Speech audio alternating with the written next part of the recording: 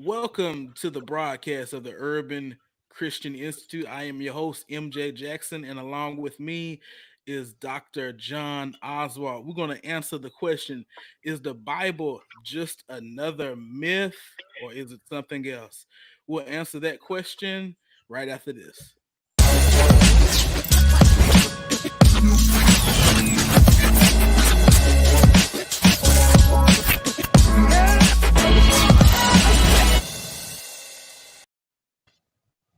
All right, and here we are. How you doing, Dr. Oswalt? Very well. I'm glad to be with you. Well, I'm glad. I'm thankful for your work and just happy to have you. I stepped out on faith and sent you uh, that email. And, I guess COVID-19 also played a role as well because a lot more people are at home and have a little bit more time on the hands. But for those, I just want to introduce you to our audience for those who don't know you. I'm pretty sure most of my theologian friends do because they have highly recommended your two-volume series on Isaiah. Uh, Hmm. so, just a quick intro. Dr. Uh, John N. Oswald is visiting distinguished professor of Old Testament at Asbury Theological Seminary, where he has taught for 32 years in three separate periods. That's 1970 through 1982, 1989 through 1999, 2009 to the present.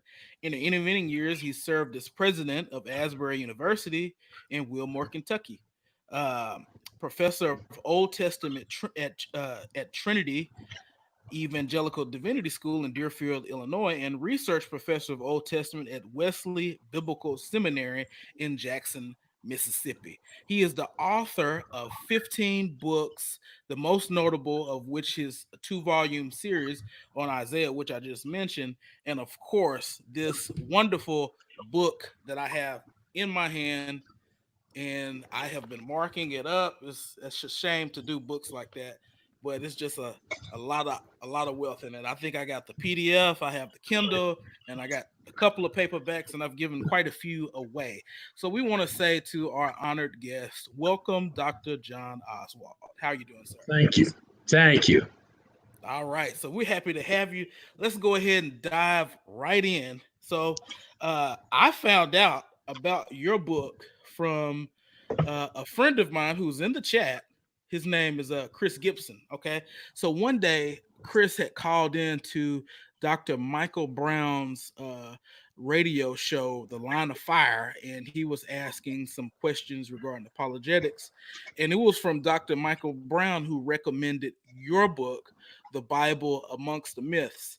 So I have just been piggybacking on a lot of stuff that comes through my friend Chris, but this book right here is something else. So I just want to ask you if you can tell us a little bit about the book and the inspiration that pretty much caused you to write it. Yes. Years and years ago, when I was in seminary, I had a course called Literature of the Ancient Near East. And we read a lot of these myths and things. And one of the purposes of the professor was to show us the differences between that literature and the Bible. And that really caught my attention. And later on, when I became a teacher, I started doing the same course and taught the course for years and years. And people said, hey, you got to put that stuff into a book. And so that's what I did. And the publisher and I went back and forth with the title, and finally we came up with this one. The Bible is a different breed of cat, but it's there among these ancient myths. And so that's really what the book is all about, and what fires me up is the Bible is not the same thing that we're dealing with in the religions of the ancient Near East. Yes, and I guess how that pertains to myself and my audience is we engage in what's called urban apologetics. So we deal with a lot of cults. Some of the arguments are outdated, but they are contextualized in such a way that they throw off maybe the average Christian. Uh, Yes. uh, especially in the African American context, where the search for identity is key. Hmm. Hmm. So a lot of times you might hear a zeitgeist type argument where the Bible was copied from the Egyptian texts, and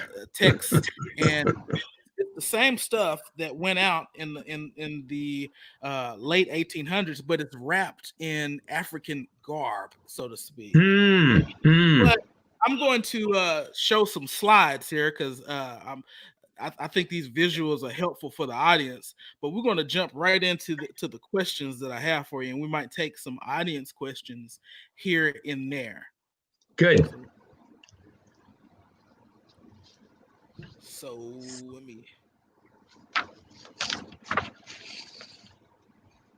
get it here.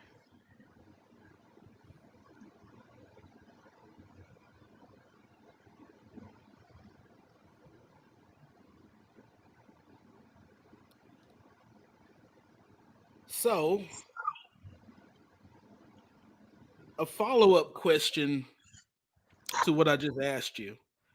Um, to the I'm going to read this quotation because I think at the crux of the matter, this is important, and I just want to make sure my audience can see what I'm presenting. Can you see it?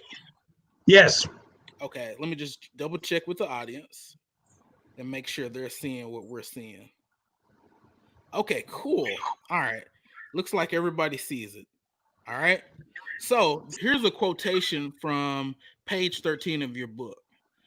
It says modern scholars who cannot admit the possibility of revelation now insist that the differences that were so unmistakable to scholars a generation ago are not really that important at all. But it is the similarities that are vital, showing that Israelite religion is not essentially different from the religions around it. This must be so if Israelite religion is merely one of the evolutionary developments from those religions. Here we come to the vital philosophical distinction between essence and accidents. Now, in following up to that, uh, to the previous quotation, can you explain to the audience why, in analyzing an object, the importance of understanding whether characteristics are either essential or accidental, and how that impacts the subject at hand regarding the Bible being a myth? Yes. The essential is what makes a thing what it is. Hmm. And accidents are those superficial characteristics that really don't change the essentials. Um, my dog and I have a lot of features in common. We've got the same kind of gastrointestinal system. We've got the same kind of cardiological system. We've got lots. He's got hair and I don't. But anyway, so that means that the dog and I are the same thing. Mm. No, no. Those similarities are accidentals. The essentials make me a different kind of being than the dog. And that's the same thing that we're dealing with in the Bible. They'll say, well, the Canaanite temples looked a lot like the Israelite temple, so it's the same thing. No, it's not. Mm. Those characteristics, 3 rooms, that kind of things, those are accidentals. The essential is there's no idol in the inner room. That's the essential difference that makes the Hebrew temple a very different thing than the temple of the pagan. So it's those. Again and again, people will jump on these similarities. Well, there are similarities. The Hebrews have sacrifices, the pagans have sacrifices. But again, when you look at the Hebrew sacrifice, for a pagan, doing the sacrifice does something to the god. Hmm. For the Hebrew people, again and again, the prophets keep saying to them, no, no, our sacrifices don't change God. Our sacrifices are symbols of a changed heart. And if your heart isn't changed, it doesn't matter how many sacrifices you do. So again, on the surface, the accidentals are very similar. But when you get below the surface, you find there are some key differences that are essential to what's going on in the religion. Okay, and we're going to come back and explore some of what you just mentioned about the sacrifices, doing things uh, to the pagan gods, and we're going to Yes. contrast that because I think that's important, Yes, it and is. I think that those who lodge the assertion that the Bible is a myth, they really haven't explored the worldview of myth, because myth is a Precisely. worldview, and It is. I think that your book brings it out. Now, I guess a second question that I have for you is in chapter one. You gave us you gave us a perusal through the thought of the Greeks and the Hebrews. You then speak of a sort of synthesis that took place within church history and the impact on on us here in the West and the many advancements that have taken place in the realm of science and things like that. Now, when we get to chapter two, you comment on the fact that in 1950, largely because of the work of Karl Barth, the world was kind of ready to entertain the idea of revelation in ways it had not before. Nevertheless, uh, nevertheless, a shift took place in how scholars attempted to explain the data located within the Bible without relying on the concept of revelation. Could you comment on what this shift was and why it took place, you think? Yeah, um, in the late 1900s and beginning in the 20th century, you had higher criticism that really undermined the idea that the Bible was revelation. Then, after the First World War, Karl Barth in Germany really came back and argued, well, okay, we can accept all that higher critical stuff, but the Bible still is a revelation from God. And that resonated with a lot of people in the 30s and the 40s and the 50s. And at that point, then people were saying, okay, paganism has many gods, the Hebrews have one God. Paganism emphasizes idolatry. Hebrew religion, no idols whatsoever. Pagan religion emphasizes magic. Hebrew Bible says you cannot use magic, and so forth. So people in the 50s saw all those characteristics and they said, oh, okay, that does support the idea of revelation. Well, after the 50s, into the 60s, the 70s, the 80s, the 90s, people began to become more and more uncomfortable with revelation. No, God doesn't speak. God doesn't reveal himself. Religion is human beings discovering God, trying to find out God. So if that's true, if there is no revelation, then those differences that we've been talking about, they can't really point to revelation. They gotta point to something else. And so you gotta say, whereas somebody say in 1950 would say, well, the idea of one God, that was revealed from God himself. Today, people are going to say, oh, the idea of one God, well, that just grew out of the paganism that came along. And so you got fewer and fewer gods, and finally you got down to one. So it's that real, the refusal to accept the idea of revelation then means you got to re-explain all these differences and try to make it that they came out of an evolutionary development. Okay. Wow. Okay. So, is it? I guess my next question, and you kind of addressed this in your book, and I'm hoping that people will go out and get the book. Is it I do too. appropriate? Is it appropriate to classify the Bible as myth? That's the big question. And the answer is absolutely not. Now, you can call the Bible a myth, and that's what's happening with many scholars today. They will say, well, a myth is a story about the gods. Mm-hmm. So the Bible is a story about a God, so it's a myth. That's just like saying a 747 is an automobile. Why would you say that? Well, because an automobile is a vehicle with wheels. A 747 has wheels, so they're the same thing. And it's that kind of a definition error that is made by giving a definition of myth that is so broad that you can include almost anything in it.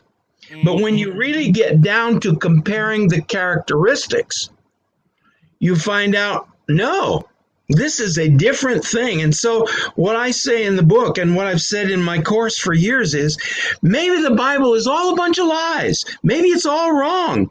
But even if it is, it's not a myth. It's a different breed of cat than what we have in the myths. And the myths are tied right in to, and you mentioned it earlier, a worldview. Yeah. A worldview that essentially this cosmos is all there is. There's nothing else. And for the pagan says, and in here with us, nature and humanity, are spirits, the gods. And we're all in here together and we're all part of this. And so I can make the gods do what I want because we're all part of each other. You know, hey, it's not raining. How am I going to get it to rain? What's the problem? Well, obviously, since the gods are just like me and nature is just like me, it's a sexual problem. We're obsessed with sex. They are too. And so what do? Well, I go down the road to my local priestess and we do a ritual and I go to bed with her and we have sex together. What happens? The god and the goddess have sex together. And so what does that mean? Heaven and earth have sex together. I've said a lot of times, if you really think about this, you will never walk in the rain again. That's the worldview of continuity. There is nothing beyond this cosmos, and everything in this cosmos is connected with everything else.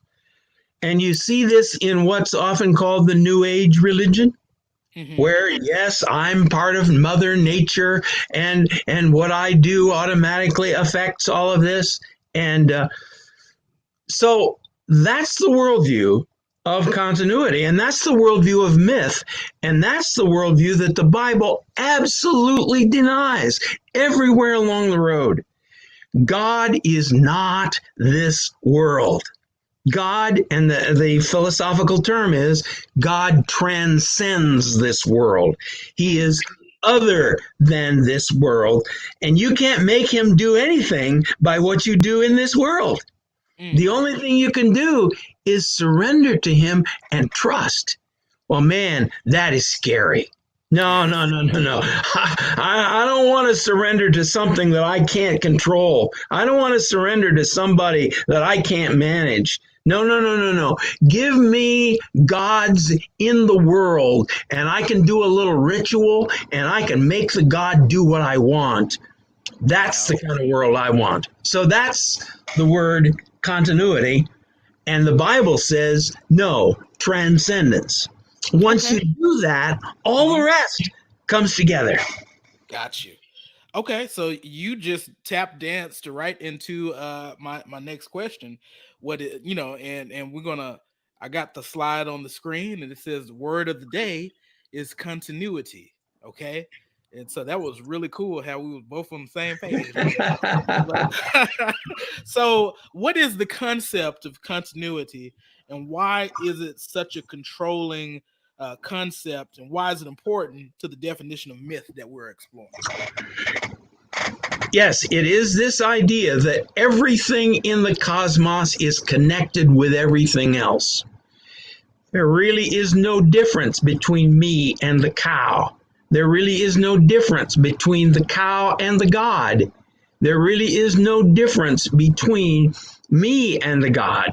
Everything is connected with everything else. And again, it's so interesting. We sometimes say, well, these pagans, they were primitives. They didn't know better. Well, no. You look at a lot of modern physics, and it will argue the same thing. We're all the same atomic structure. Everything that I do automatically affects everything that happens everywhere else. And it's just kind of amazing that we haven't gained any ground in about 5,000 years in terms of our thinking. So, myth then says, I can control my world by telling a story about the gods. And as I tell the story, the gods have to do what the story says. And when the gods do what the story says, then I get the results that I want. One of the things that all of us are concerned about is order. And as in this day with the COVID and everything else, disorder is terrifying. So the pagan is continually concerned. Maybe the world is going to go back into chaos. Maybe it's going to fall apart. How do I make sure? Well, the way I do that is by telling the story. I tell the story of how the gods first defeated the chaos monster, and they then used her body to try to make this world then an orderly place. So every year I tell that story, and because of continuity, telling the story ensures that it'll happen again. That once again, chaos will be defeated. Once again, order will prevail. So continuity is at the heart of mythic thinking. Okay. So this type of thinking is not at all concerned with history. It's No. m- it's more so concerned with the here and the now Yes. versus the Bible being rooted in history is concerned and toward going toward a goal, so to speak. Exactly. Exactly.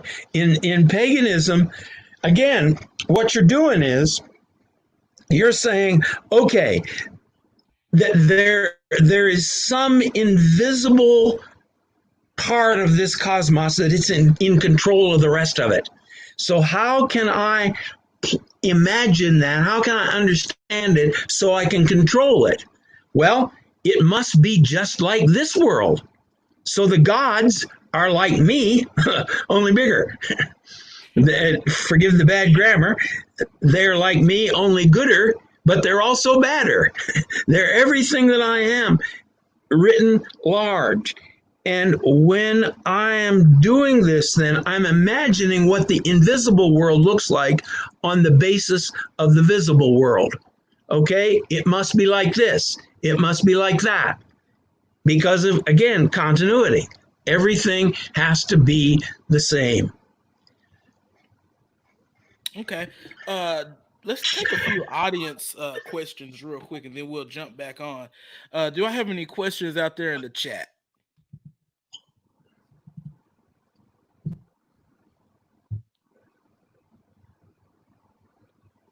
Anybody got any questions there in the chat for our good doctor? Because in the chat, I'm all, a lot of people are talking about chaos. And like I said, we deal with a group of people who go by the name of Cometics, uh, which is another term for Egypt. Um, and so they're big on the principles or the concept of Ma'at, which is what you were talking about, which is order, and so they make the allegation that even our concepts of the Ten Commandments come from the negative confessions of Maya. What would you say to what would you say to an assertion like that? Oh, the Ten Commandments. Yeah, I know you address this in your book because you talk about ethics in the book. And this is why this whole thing is a worldview. Myth is a worldview, and a worldview Yes. deals with metaphysics, God, ethics, and anthropology. But what would you say to the idea that the Ten Commandments were plagiarized from the negative confessions of spell, what, 125, I believe, of Mayat? But how would you answer that? Well, the first thing I would say is that these kinds of spells are just sort of one-off. They are not the basis of Egyptian society. It's fascinating that Egypt has no law code because the Pharaoh was law and he could make it up as he went. So that these kinds of things that show up, it sometimes will be said, well, monotheism came from the Pharaoh Akhenaten or Akhenaton, however you pronounce him. And once again, it's a one-off. This guy thought of he was upset because there were too many gods. And so he decided, well, the sun is going to be God, and I am going to be his physical representative. It wasn't really monotheism, but it's a one-off. It's not part of the way of thinking. Whereas when you look at the Bible, the Ten Commandments are the basis for the whole ethical system from start to finish. So again, to say that you've taken a one-off and made it the basis for your whole existence is to get it backwards. Yes. And I think that you also pointed out to something very important in your book, was the notion of context, Yes. of God's law being given in the context of covenant.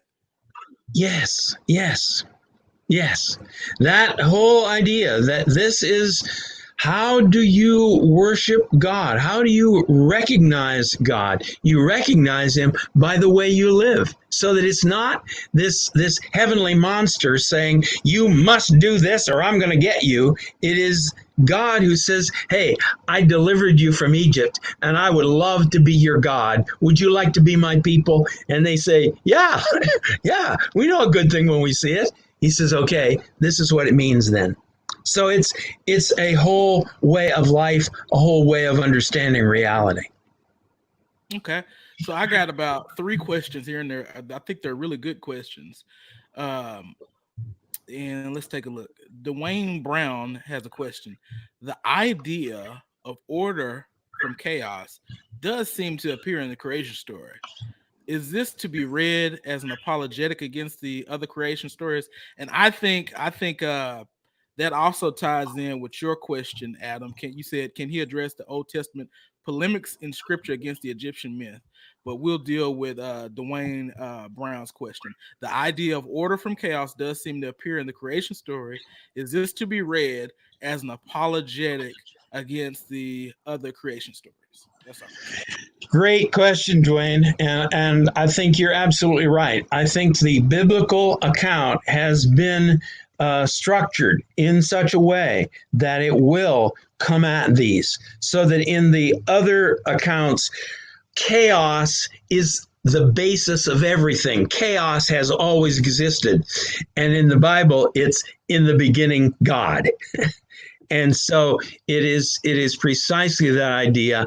And in the myths, the struggle of chaos and order is the center of everything. Whereas in Genesis 1, it is one little fragment.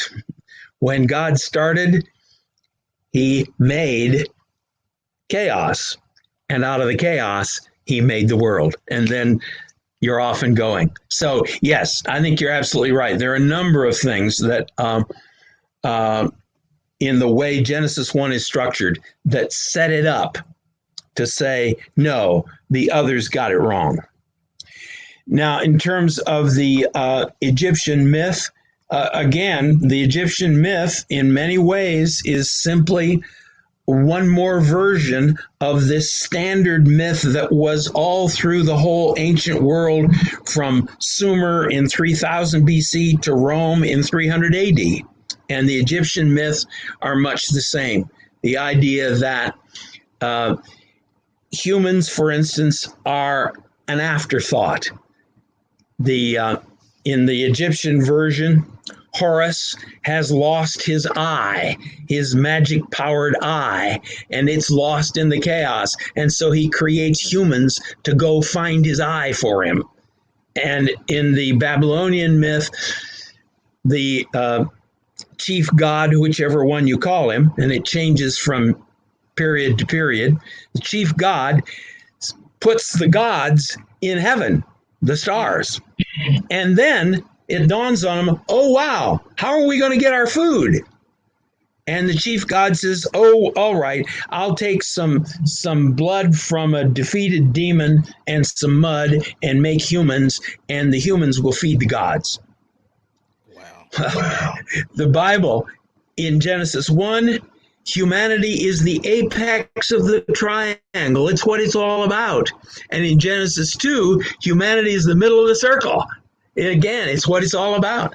So that in so many ways, the biblical accounts are, and I don't think this is just the writers saying, well, let's see, we got to figure out how to say this to correct what's wrong. It's reality.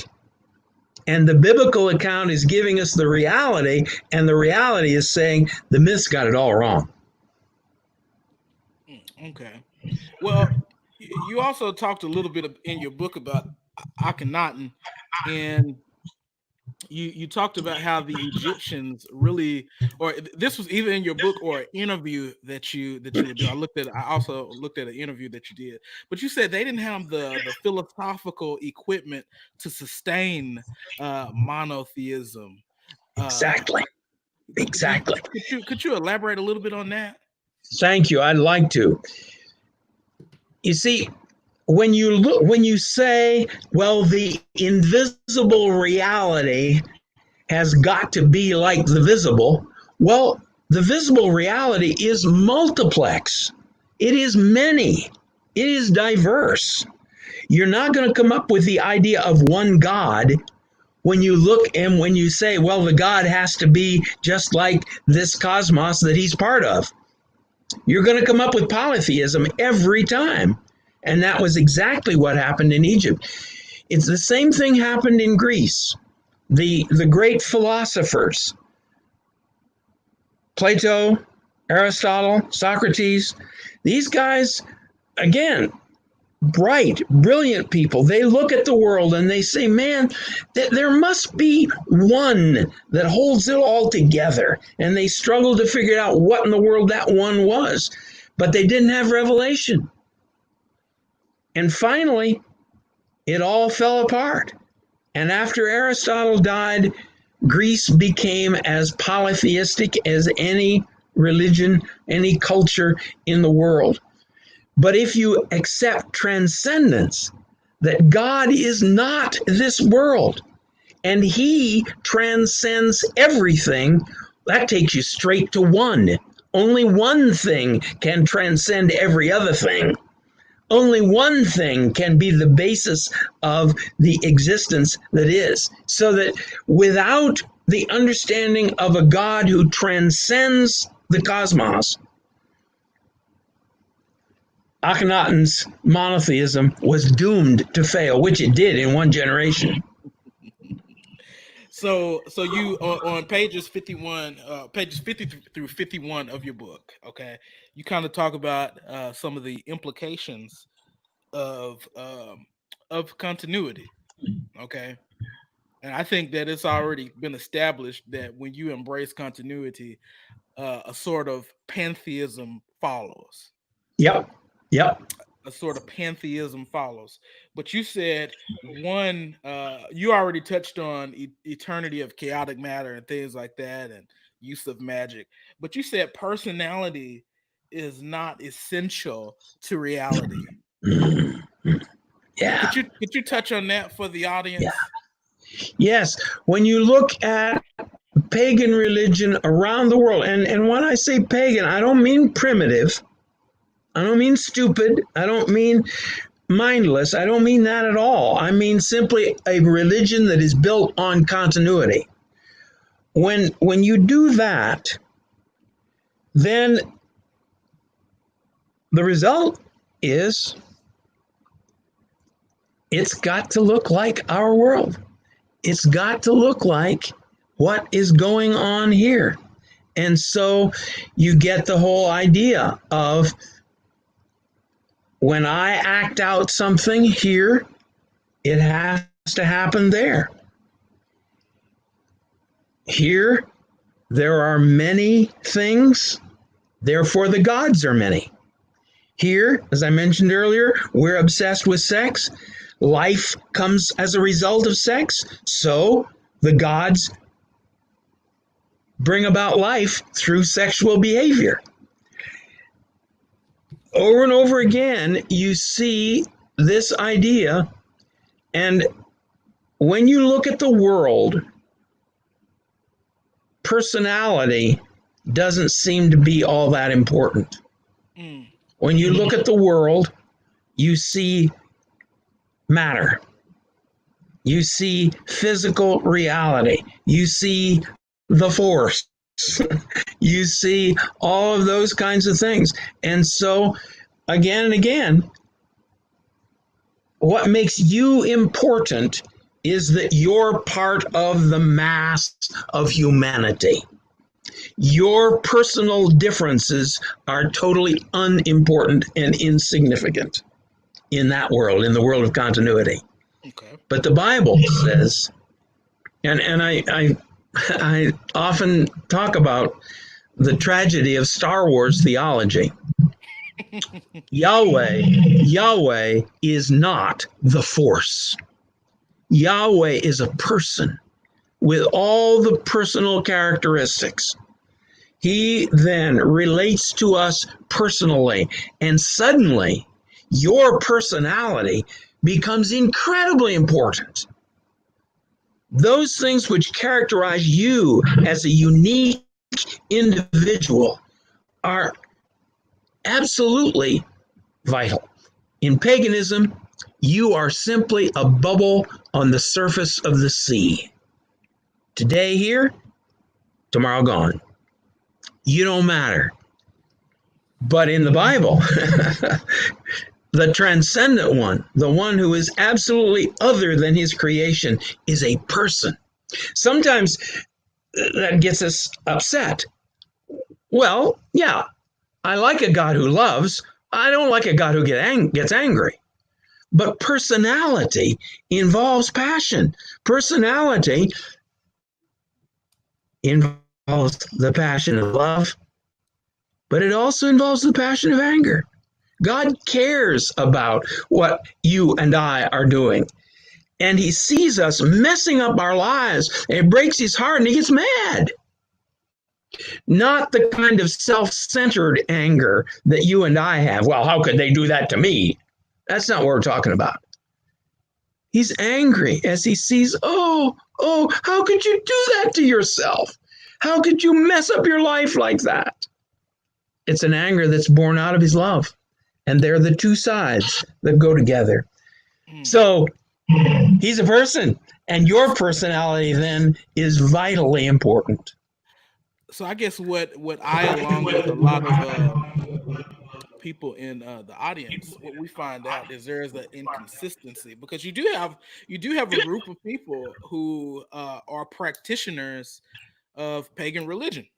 They'll flat out tell Yep. you that Yep. I'm a part of the shrine of Mayat and things like that. So of Mm-hmm. course, we have a lot of things going on in politics right now, where there are travesties of injustice and things like that. But upon this worldview of myth, it's just stuff is happening, but there's no subject object distinction to even be provided. Exactly. And the whole idea of progress, which we sort of worship in our culture, that's biblical. In paganism, we're going nowhere. Everything is an endless circle. You know, the picture of the snake eating its tail. That's existence. You came from nowhere, you're going nowhere. December follows January. January follows December every year. That's just the way it is. You grow, you mature, you get senescent, and you die. And that's it. We're going nowhere. Progress, the idea that the God who created the world has a goal for us, a goal that we share his character and his nature and his life. He has a goal for the world. And therefore you can measure that. You see it all the way in the very beginning with Abraham. I'm going to take you to a place you've never been before. Well, you can measure that. Did he do it or not? I'm going to make you a great nation. Did he do it? Did he do it or not? And so it is. And so the worship of progress that we indulge in, and it's an idolatry, has its beginning in the Bible. Wow. Okay. So we have explored the concept of continuity. We spent some time on that. Now we get to contrast that with and I'm gonna bring the slide up. We get to contrast continuity with the concept of biblical transcendence. And you spoke on it already, but we're going to look at some of the implications that arise from biblical transcendence. So, Yes. could you comment on the biblical concept of transcendence and just briefly contrast it with the implications of continuity? Yep, happy to. Biblical transcendence is the idea that God is other than this world. And I've said in the book, I've said it many times in conferences, there really are only two worldviews. The biblical one and the other one. And the biblical one says God is not the world. If I had a blackboard, I would draw a circle, which is the cosmos, and then outside of it, I would put G-O-D, G-O-D. God is outside of the world. So that's it. Two worldviews. This cosmos is all there is. That's continuity. Or this cosmos is not all there is. Now, you know how many religions there are in the world that believe God is not this world? Three. Judaism, Christianity, and Islam, and all three of them get it from one place. Here. All three of them get. So there's only one philosophical statement in the world that says God is not this world. And that's the Bible. Now, what does that mean? I already said it means then that the ultimate being is one. There can only be one thing that transcends every other thing.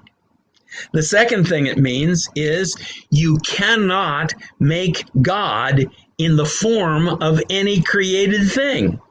It's like now think about that. Think about that. That's the first two commandments.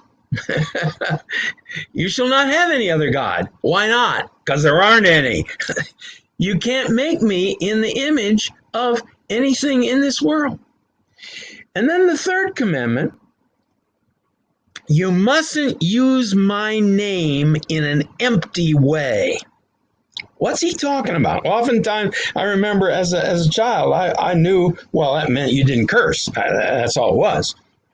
But I got a little older and I discovered it means a whole lot more. You see, in the worldview of continuity, you can use the God's magic name in magic ways and get what you want. And God says, you can't do that with me. Don't you dare try to use my name in an oath to make something happen. You can't do that. It means that time, here comes the Sabbath, time is sequential. 7 days, 7 days, 7 days. Suddenly history becomes a possibility because God from outside breaks into our time and space to show us who he is. In paganism, you describe the gods in terms of nature. In the Bible, And since God isn't nature, since he transcends nature, you can't do that. Yes. How do you describe him? You describe him as he personally relates to persons, because personality transcends the world of nature. So it goes on. God is not sexual. For the pagan, trying to imagine what deity is like from the basis of earth, as I've said a couple of times. Since we're sexed, the gods must be sexed. Since we're obsessed with sex, the gods are obsessed with sex. Since life comes from sex, life comes from, the Bible says, no. Sexuality is simply a characteristic of creation. It's not a characteristic of God. God isn't sexed. Now, I've struggled with how to say this in the right way over the years, and I think what I want to say is he is supra-sexual. That is, everything that is good about femininity is in God, and everything that is good about masculinity is in God, and they are welded together in him. Why did he do this to us? Why did he make it so that humanity is binary? A guy said this, one of my teachers said this, and it's one of those things that is just so obvious. He said, suppose somebody came to Earth from space in a spaceship and they wanted to study humanity and they got one of us. They'd get it wrong, wouldn't they? To understand humanity, you got to have a male and a female. God made us like that. Why did he do that? Because I discover myself as I surrender myself to a person who is like me, but not like me. You know, the book title, Men Are From Mars, Women Are From Venus. We're different. Anybody who says men and women are simply two different versions of the same thing, not true. We are different and yet the same. And it is in that different sameness that we find ourselves. Marriage is God's theological seminary. So again, God is not sexed. He does not produce the world sexually. He does not operate sexually. Wow, where does that come from? Transcendence. Well, anyway, I could give you, and in the book I give you about 15 of those things where transcendence, once you start there, it changes everything. Mm-hmm. And once you start with continuity, that changes everything. And so I can say the Bible is not a myth. Got you.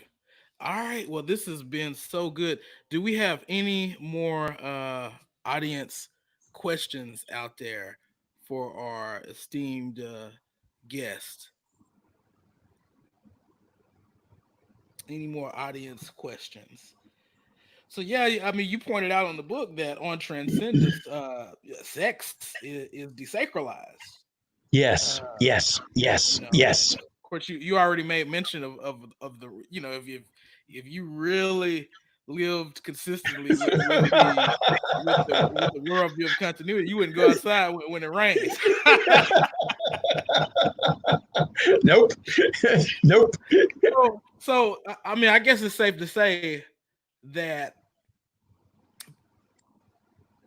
some people like to use the assertion that the Bible is a myth to try to shut the Christian up.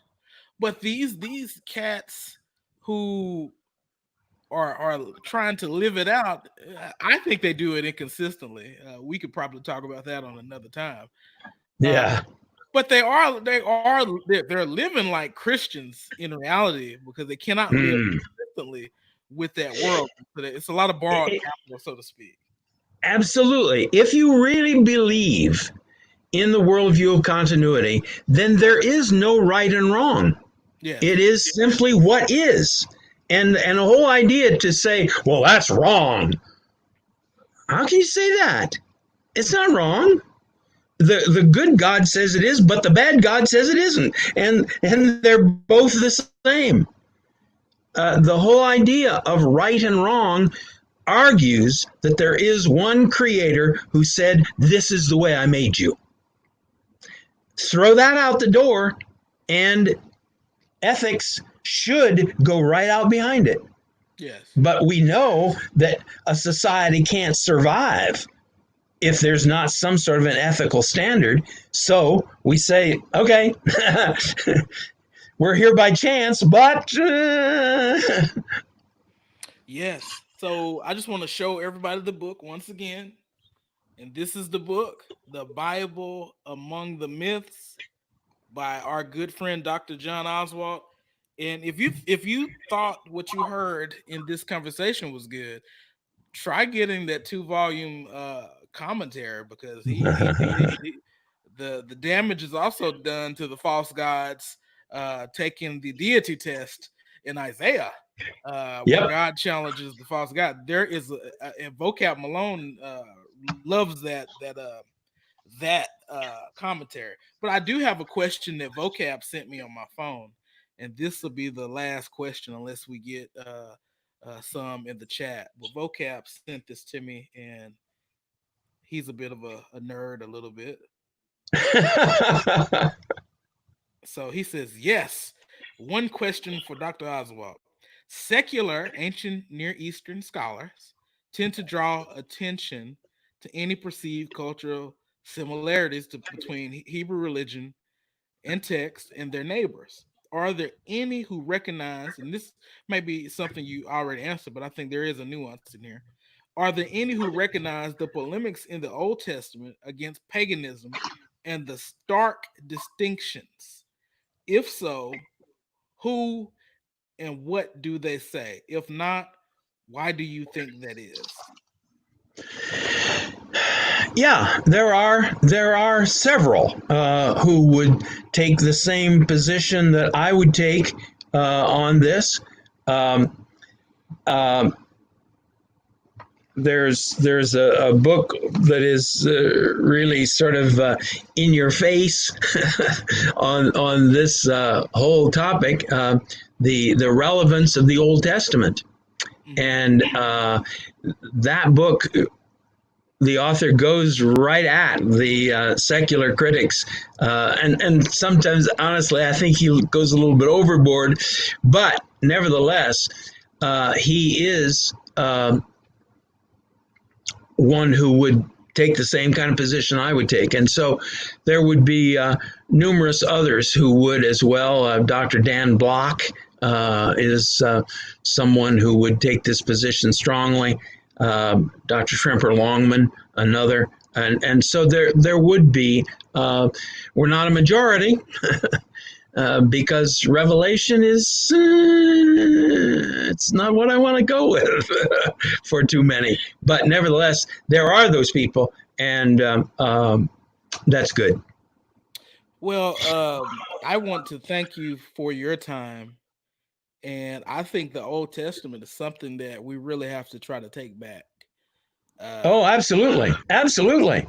yeah, I think the Old Testament. Christian religion that is only built on the New Testament is like trying to live in a second story house with no first story or basement. Yes. It's tough to get the boards to stay up there long enough to nail them together. And I would say that a lot of we in the urban apologetics community, we have been forced to have to deal with we've been forced to have to deal with the assertions and the accusations and of plagiarism Yes, and things like that. But we thank yes, God for people like yourself and others who have not given up on the Old Testament. And I just want to say thank you for your time. And if you guys absolutely. have not, please hit the like button, share this episode, and by all means, please get the book, The Bible Among the Myths. I've been pushing this book for the almost 2 years, and I'm gonna keep pushing it because it's a good Good book. for you. And like I said, it addresses the myth as a worldview and it really dives deep into the different definitions of myth, because there are many different definitions. But with that being said, I want to thank everyone for hanging out with us, and I want to thank you, Dr. Oswalt, for your time. Did you have anything else to say to the audience? I'm happy to be with you, and I do want to say, be in the Word, be in the Word. It's we are who we are because of the Bible. Lose the Bible, and we've lost the whole thing.